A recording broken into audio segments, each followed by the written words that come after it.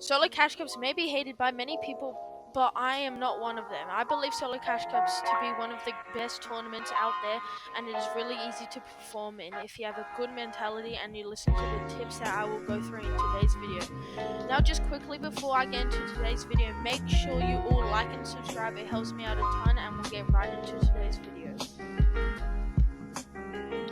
Alright, so we're going to just have a quick look at the format. So the format is actually the exact same as it was last season Solo Cash Cup, which is really good, not because of maybe the format being good, but just because this gives you an edge on everyone else.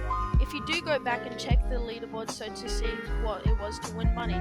So in Europe servers, it's going to be top 55, which seems a bit difficult, but we can study the leaderboard and we can basically see what exactly you're going to need to get up there, and you'll just need to implement the strategies that I give you. Alright, so top 55 was 140 points. That is basically the average for every single week I could check. It might go up or down by a couple of points, but seeing as it's the same format, you can pretty much expect that not to change.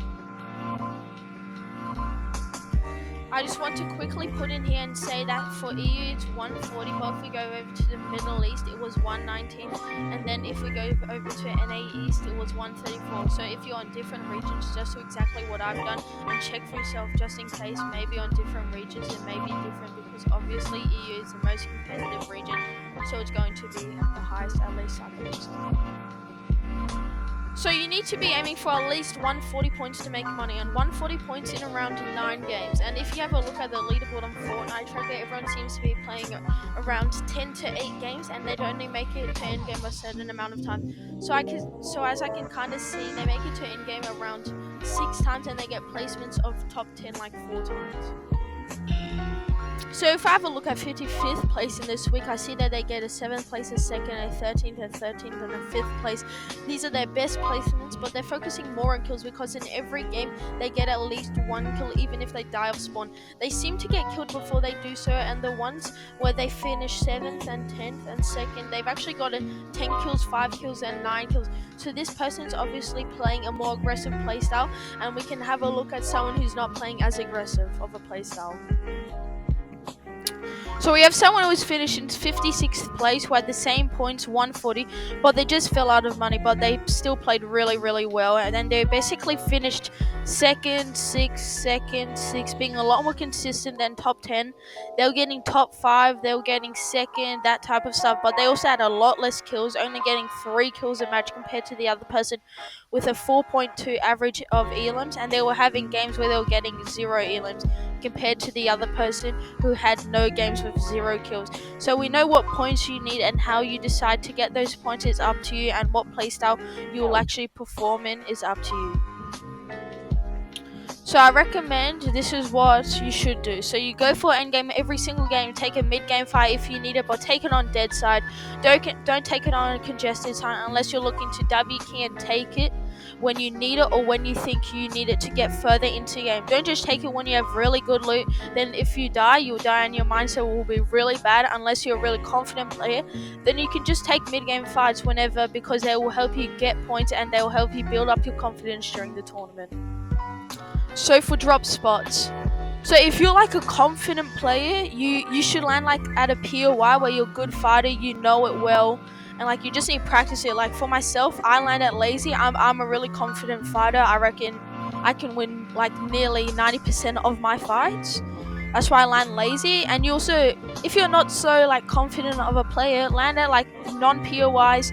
Practice the loot route. You need to go to a good loot route, because at non-POIs, sometimes you don't get enough loot, and you'll obviously need loot to get into endgame. And always for rotation, you want to just have some peppers and find lots of ground loot, because launch pads have had a higher chance of being in a loot route, like spawning in.